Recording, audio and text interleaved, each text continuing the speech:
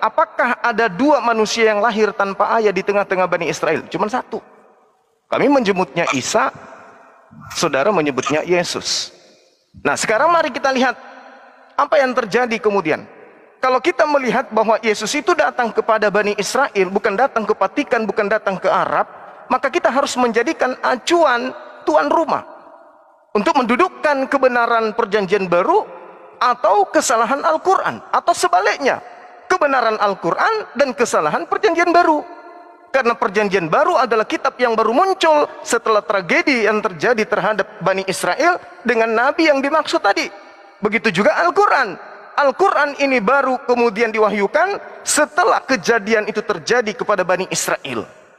Maka orang yang menolak Yesus adalah Nabi Isa, berarti dia harus bersedia menerima konsekuensi bahwa Yesus yang dimaksud itu adalah buatan orang Roma Yunani.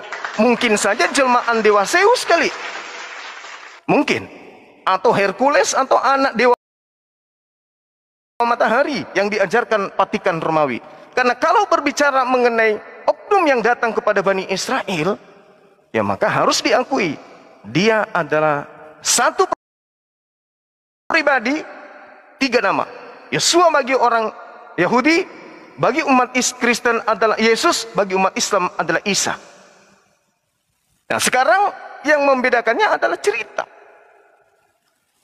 Di dalam Al-Quranul Karim jelas dikatakan bahwasanya orang yang ingkar, yaitu tuan rumah, orang-orang Yahudi kemudian ingkar kepada Nabi Isa alaihissalam. Mereka menolaknya. Di Al-Quran surah An-Nisa ayat 157 jelas Nabi Isa digantikan oleh oknum lain. Bagaimana dengan tuan rumah? Apakah ada demikian? Betul sekali. Amsal 21 nomor 11. Orang fasik dipakai untuk menggantikan orang yang benar. Pengkhianat sebagai tebusan bagi orang yang jujur. Sekarang pertanyaannya, apakah Nabi Isa orang benar? Apakah Yesus Kristus orang yang jujur? Ya, berarti Al-Quran tidak salah. Kitabnya Yahudi tidak salah. Kitabnya Kristen yang error. Sekali lagi saya katakan, Al-Quran surah An-Nisa ayat 157, Nabi Isa tidak disalibkan, Nabi Isa tidak dibunuh.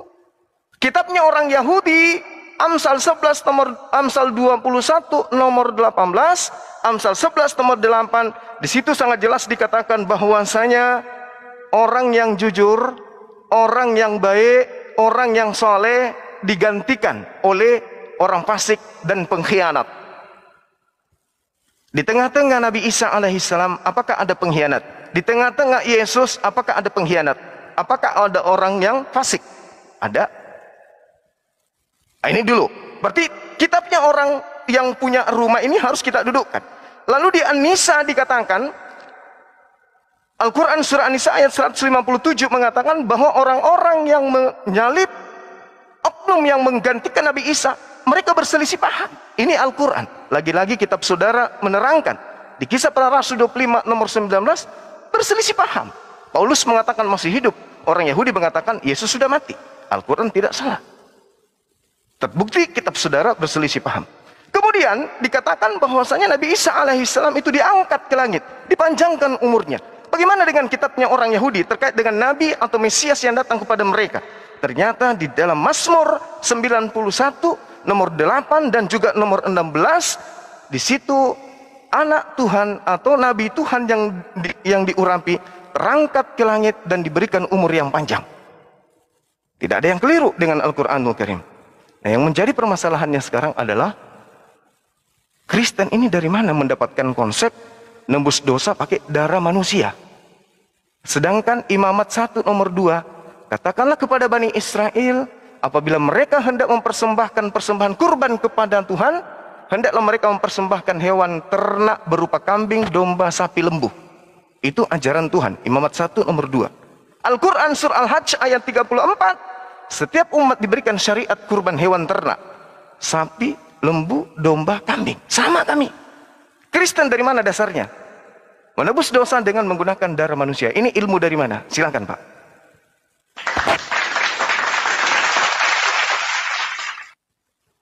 Baik, Masya Allah, tabarakallah. Terima kasih Bang Zuma.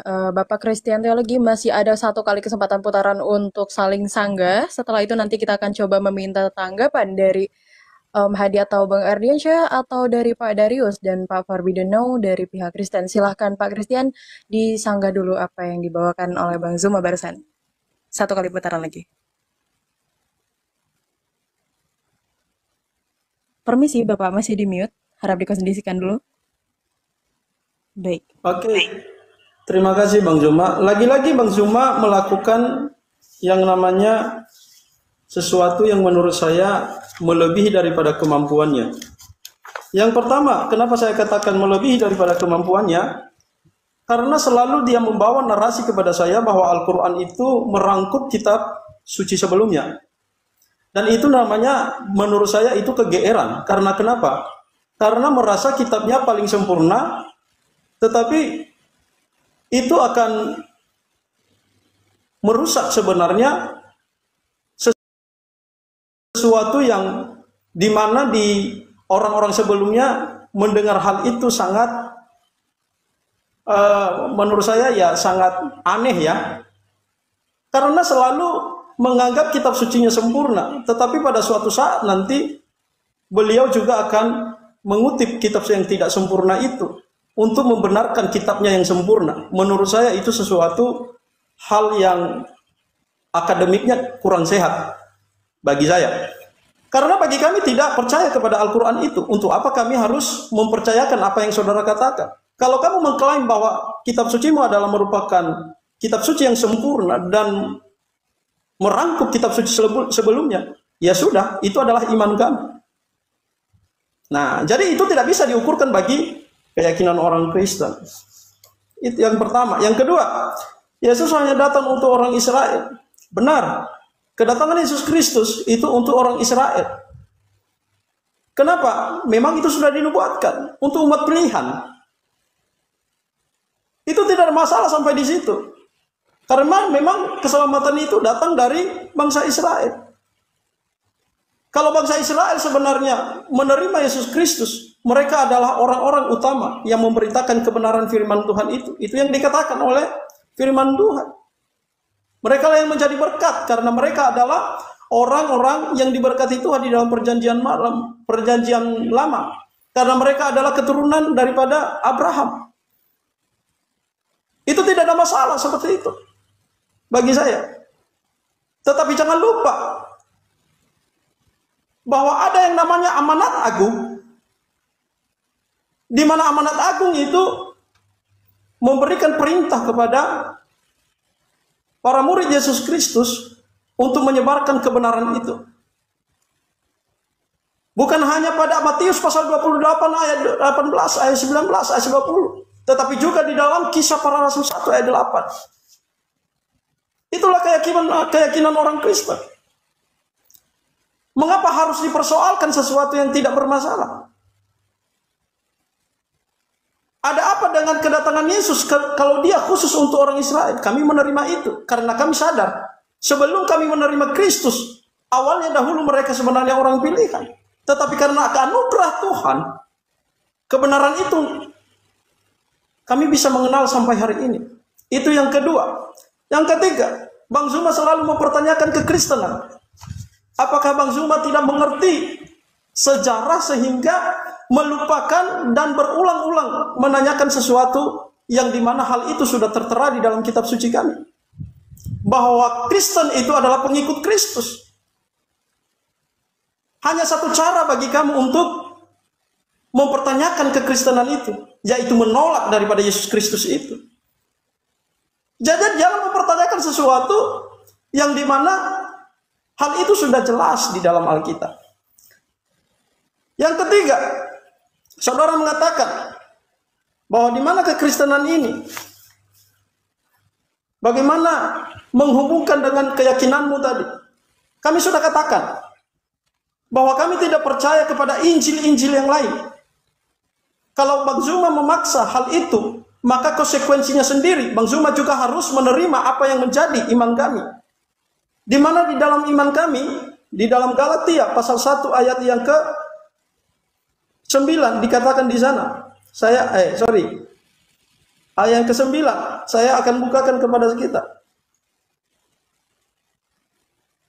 Saya mulai dari ayat ke-8 dikatakan, tetapi sekalipun kami atau seorang malaikat dari surga yang memberitakan kepada kamu suatu Injil yang berbeda dengan Injil yang telah kami beritakan kepadamu, terkutuklah dia.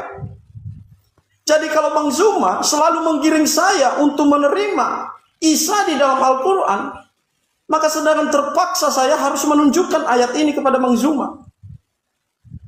Karena kami tidak percaya meskipun malaikat yang membawa Al-Quran kepada umat Islam atau kepada baginda Muhammad, kami tidak percaya hal itu. Karena kenapa? Karena Isa yang dimaksudkan Bang Zuma dengan Yesus Kristus di dalam Alkitab itu sangat berbeda sekali. Itu artinya meskipun pun malaikat, maka terkutuklah dia yang membawa Injil seperti itu. Yang kedua, di ayat yang ke-9 dikatakan di situ, seperti ada yang telah kami katakan dahulu, sekarang aku katakan lagi kepadamu, jikalau ada orang yang memberitakan kepadamu suatu Injil yang berbeda dengan yang telah kami terima, terkutuklah dia.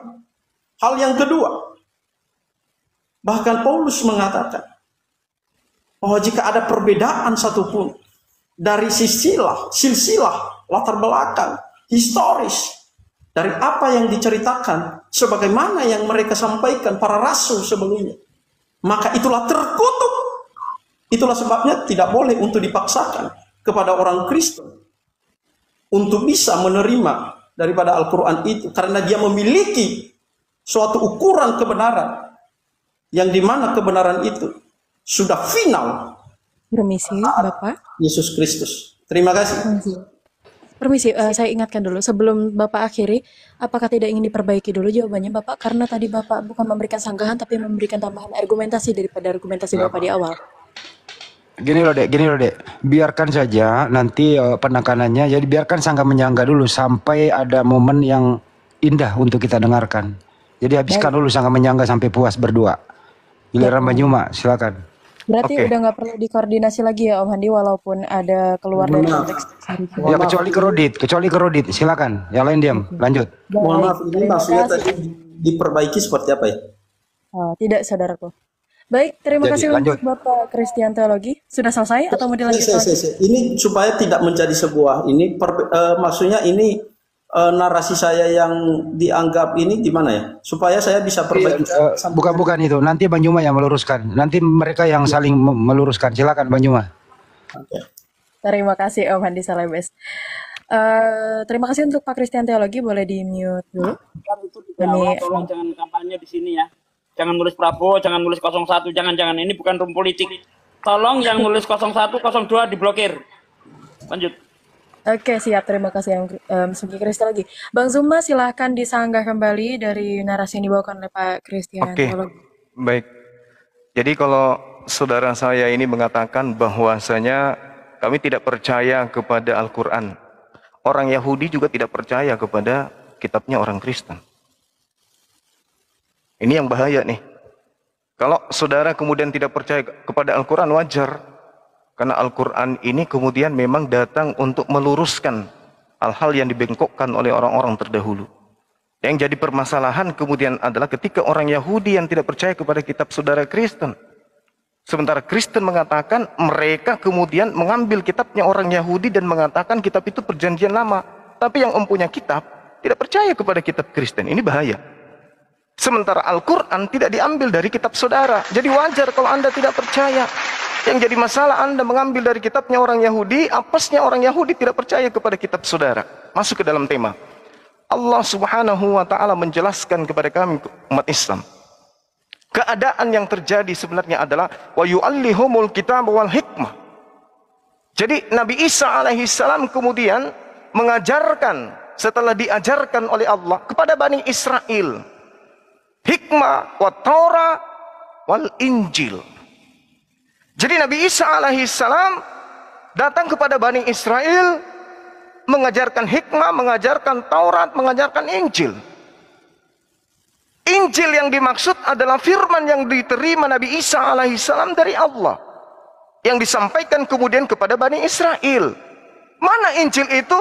Kata Allah, ya Bani Israel, ya ahlal kitab, lima talbisunal haqqa bil batil wa taktumul haqqa wa antum ta'lamun. Mengapa engkau mencampur adukkan antara yang hak dan yang batil? Berarti Injil yang datang kepada Nabi Isa alaihissalam, pengajaran Nabi Isa, dicampur adukkan dengan hal-hal yang batil. Dan itu terbukti melalui kitab saudara. Yang kedua, ketika berbicara mengenai Injil, sebenarnya orang Kristen tidak paham Injil, tidak ngerti Injil. Kata Injil itu diambil dari Al-Quran. Nanti di Indonesia baru orang Kristen itu pandai menyebut kata Injil. Orang Barat tidak pernah menyebut Injil. Orang Roma tidak pernah menyebut Injil. Hanya Kristen Indonesia yang pandai-pandai niru-niru Al-Quran. Pahami itu dulu. Jadi ketika berbicara mengenai Injil, Anda baca di dalam kitab saudara. Markus 1 nomor 14. Setelah Yohanes Pembaptis di penjara, ditangkap, kemudian Yesus datang ke Galilea mengajarkan apa? Mengajarkan Injil Allah. Mana Injil Allah tersebut? Kalau di dalam Galatia 1, aku heran begitu cepat engkau kemudian terpaku, jatuh cinta, terpengaruh kepada Injil-Injil yang lain. Itu sangat memalukan. Umat Islam belum ada pada saat itu, tetapi ternyata Injil-Injil sudah bertebaran pada masa itu. Apa tolak ukurnya? Injil yang lain itu adalah Injil yang tidak benar, dan Injil yang benar itu adalah Injilnya Paulus. Apa tolak ukurnya? Aku begitu heran, begitu cepat engkau berpaling kepada Injil-Injil lain. Maksud Allah, Injil lain itu yang mana? Banyak Injil toh rupanya. Lukas juga mengatakan banyak menyusun berita peristiwa, banyak katanya. Kata Lukas 1. Berarti banyak Injil. Nah sekarang apa tolak ukurnya? Sementara kalau di Al-Quran mengatakan Nabi Isa datang kepada Bani Israel, membawa hikmat Injil, umatnya kemudian menolaknya. Kalau Yesus Isanya saja ditolak, bagaimana ajarannya? Jadi wajar kemudian ketika Al-Quran diminta, mana Injil itu? Al-Quran mengatakan mereka sudah mencampur adukkan. Nah sekarang kita lari ke kitab saudara. Markus 1:14, Yesus mengajarkan, memberitakan, menyampaikan Injil Allah. Mana Injil Allah itu? Lukas tidak mungkin, Markus tidak mungkin, Yohanes tidak mungkin, Matius tidak mungkin, apalagi surah-surah Paulus tidak mungkin. Mana Injil Allah?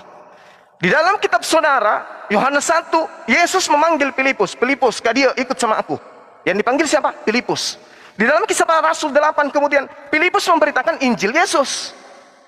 Yesus memberitakan Injil Allah. Injil Allah dikatakan oleh Filipus sebagai Injilnya Yesus. Mana Injil Yesusnya? Mana Injil Allahnya? Tak ada kan? Nah inilah yang saya katakan bahwa Kristen ini tak ada hubungannya dengan Nabi Isa alaihissalam. Kristen ini tak ada hubungannya dengan Nabi yang datang kepada Bani Israel, yang mengajarkan hikmat Injil kepada Bani Israel yang lahir tanpa ayah. Itu nggak ada hubungannya dengan Kristen. Adapun pengakuan saudara yang mengatakan bahwa Kristen itu adalah pengikut Kristus, itu betul. Tapi Kristus yang dimaksud itu adalah Paulus. Baca 1 Korintus 11 nomor 1 Pak. Dalam original teksnya jelas di situ. Jadilah pengikutku, sebab aku ini juga adalah Kristus. Itu pengakuan Paulus. Maka di dalam Kisah Para Rasul 11, benar ya, 11 nomor 26, murid-murid pertama kali disebut Kristen di mana? Di Antioquia.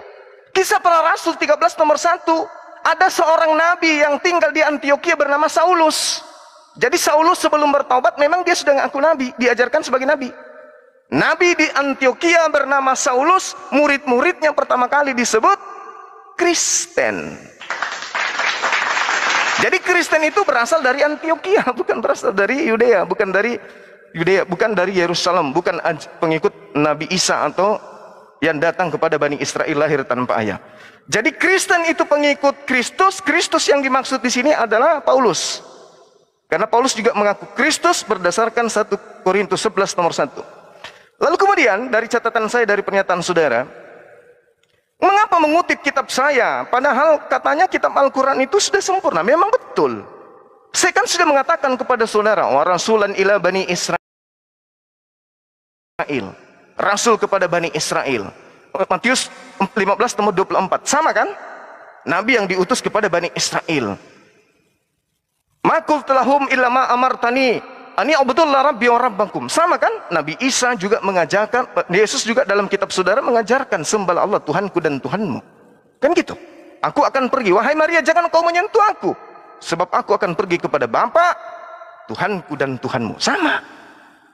Lalu kemudian ketika kita berbicara mengenai Injil, sudah jelas bahwa ternyata orang Kristen kehilangan Injilnya Yesus, orang Kristen kehilangan Injil Allah yang diajarkan oleh Yesus. Nah, sekarang kita lihat, ketika kemudian pengingkaran orang-orang Yahudi terekam di dalam Al-Quran, wa makaru wa makarallah wallahu khairul makirin, ternyata betul. Orang-orang kafir membuat makar. Mari kita buktikan kebenaran Al-Quran ini. Matius 26 nomor 59.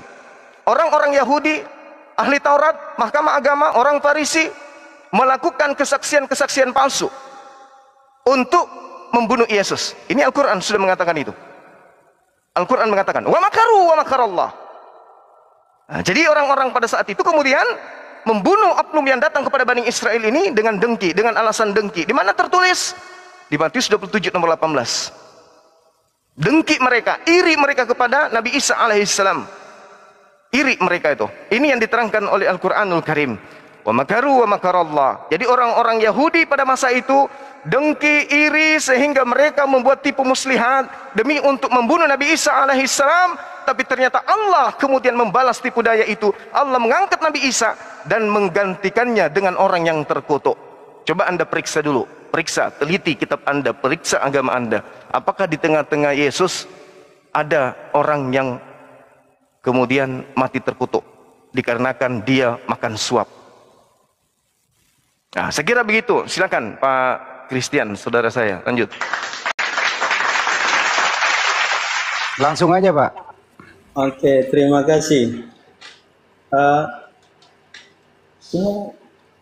Terima kasih untuk Bang Zuma. Jadi menurut saya Bang Zuma, berdiskusi tentang lintas agama itu bukan sedang mempresentasikan iman orang lain, tetapi mempresentasikan iman kita, dan itu percaya diri pada kitab suci kita. Itulah sebabnya kenapa saya mempresentasikan iman ini sebagaimana yang saya yakini. Nah, Bang Zuma tadi selalu menarasikan dari mana kekristenan, selalu dinarasikan bahwa Yesus itu memang dia lahir di Yerusalem. Tetapi begini Bang Zuma, masalahnya bukan di situ Bang Zuma, karena Bang Zuma selalu memotong ayat-ayat firman Tuhan untuk kepentingan Bang Zuma. Misalnya, saya tadi mencoba untuk melihat referensi-referensi Bang Zuma terkait dengan mengatakan bahwa kami itu adalah pengikut Paulus dan bukan pengikut Yesus. Karena Yesus itu menurut Bang Zuma adalah Paulus itu sendiri. Bang Zuma, inilah yang namanya di luar daripada akademik, karena seharusnya Bang Zuma menghadirkan data terkait dengan ayat itu dan juga menghabiskan untuk membaca ayat itu, bukan hanya untuk melemparkan sampah di umum lalu dia diambil lalu dikonsumsi oleh banyak orang. Kalau itu tidak diverifikasi dengan data-data yang kuat. Nah, saya akan mencoba membaca di dalam 1 Korintus ayat 11, pasal 11 ayat 1, di mana Bang Zuma itu memberikan suatu bukti bahwa Yesus itu adalah Paulus itu sendiri dan orang Kristen itulah menyembah kepada Paulus itu. Saya akan bacakan kepada kita. Jadilah pengikutku. Memang kata itu di sana dikatakan, Paulus mengatakan kepada jemaat Korintus, jadilah pengikutku. Tetapi Bang Zuma, jangan sampai pada kali kedua kata itu. Tetapi lihatlah kalimat berikutnya atau kata berikutnya dikatakan di sana, sama seperti aku juga menjadi pengikut Kristus. Bahkan Paulus pun menjadi pengikut Kristus. Itulah sebabnya kenapa saya tidak heran dengan diskusi Bang Zuma ketika banyak orang mempertanyakan Bang Zuma untuk merangkai kata-kata yang tidak berguna itu untuk mengukur iman orang lain dan itu untuk membenarkan kitab sucinya. Itu sangat menyedihkan bagi kami di dalam kalangan orang-orang yang berakademisi. Itulah sebabnya kami tidak berhak untuk mengecek keyakinan orang lain, apalagi kitab sucimu. Saudara menarasikan bahwa kitab suci orang Kristen adalah palsu dan tidak seperti kitab suci kamu. Itu adalah hal yang wajar bagi kita orang-orang yang mengimani kitab suci kita. Hal yang sama bisa saya ukurkan kepada kitab sucimu. Tetapi itu bukan esensi daripada diskusi ini bukan untuk menjelekkan kitab suci orang lain, tetapi kita melihat, percaya diri pada kitab-kitab suci masing-masing. Benar enggak menceritakan, memberikan yang namanya penjelasan tentang imanmu terkait dengan kitab sucimu? Itu yang pertama. Yang kedua, Bang Zuma menyinggung tentang Injil yang lain di dalam Galatia 1 tadi. Saudara menanyakan, apa itu Injil yang lain? Saudara harus memahami dulu kata Injil itu apa. Bagi orang Kristen, kata Injil itu adalah pribadi Yesus Kristus itu sendiri. Ketika di sana dikatakan oleh Paulus Injil yang lain, berarti cerita tentang Yesus yang salah. Itu yang namanya Injil yang lain. Cerita Yesus yang lain. Beda dengan pemahaman saudara mungkin. Itu yang kami imani.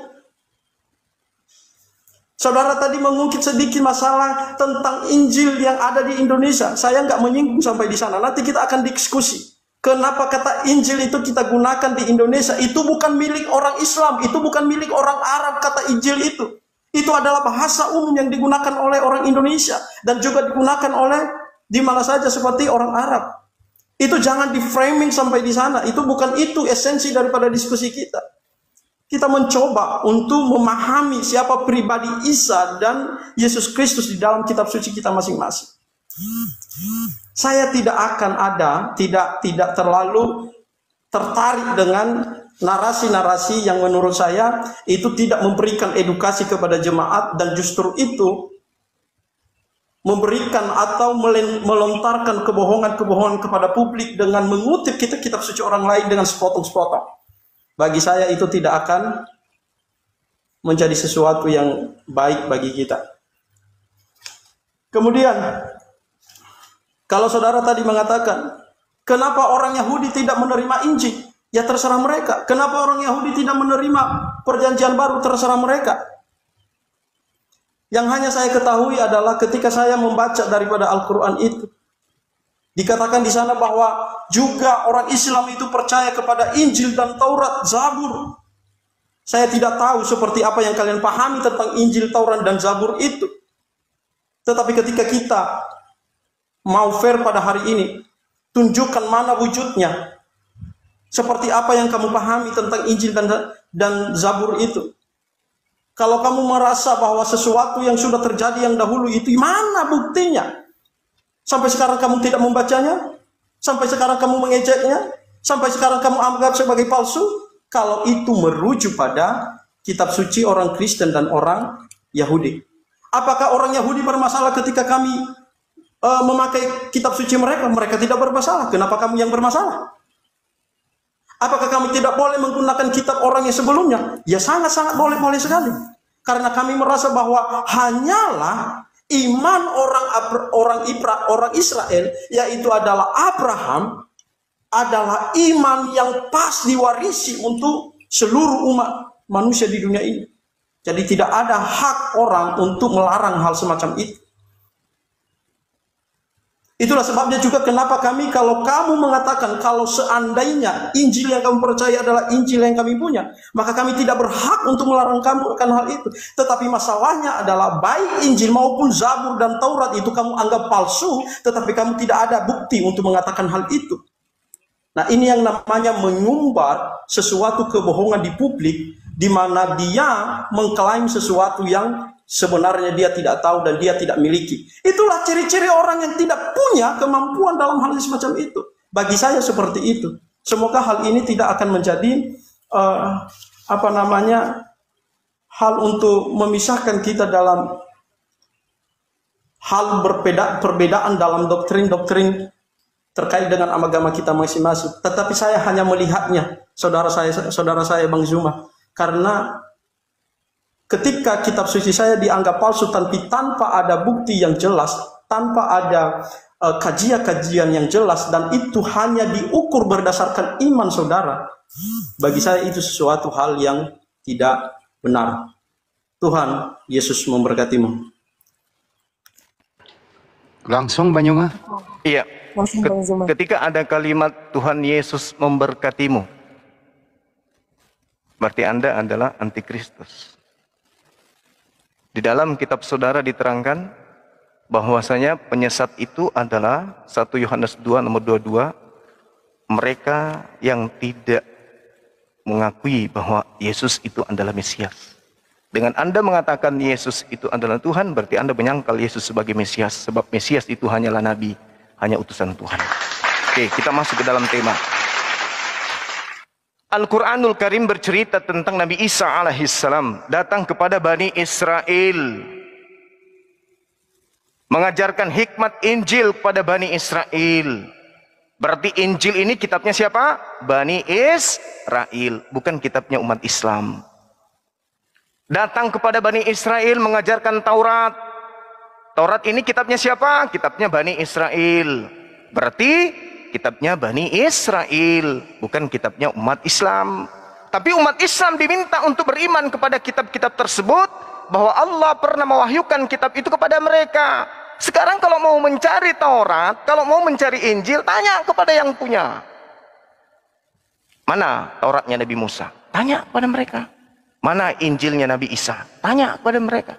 Mana Injil Allah yang diajarkan oleh Yesus? Tanya kepada Bani Israel. Karena Al-Quran kemudian menerangkan kitabnya orang Kristen itu bukan Taurat. Kitabnya orang Kristen itu bukan Injil. Kitabnya orang Kristen itu dikatakan fawailul lil ladzina yaktubunal kitaba bi aidihim tsumma yaquluna hadza min indillah. Kitabnya orang Kristen itu adalah sebuah buku yang ditulis dengan tangan mereka sendiri. Lalu dikatakan ini dari Allah. Padahal itu bukan dari Allah, bukan dari Tuhan. Nah, ini yang perlu Anda pahami dengan baik. Kemudian ketika Anda mengatakan bahwasanya saya keliru membawa data 1 Korintus 11 nomor 1, saya nggak motong-motong. Di situ sangat jelas dikatakan genomai membites katos kargo. Siapa? Kristus. Kata kargo itu ditujukan Paulus kepada siapa? Kepada dirinya. Terjemahan yang sebenarnya adalah jadilah teladanku sebab aku ini juga Kristus. Jangan Anda gunakan terjemahan, gunakan original teks supaya Anda tidak kemudian terlalu jauh menyeleweng daripada apa yang tertulis awal mula di kitab saudara. Apa pembuktian bahwa Paulus itu juga mengaku Kristus? Catat, ini saya kasih data kepada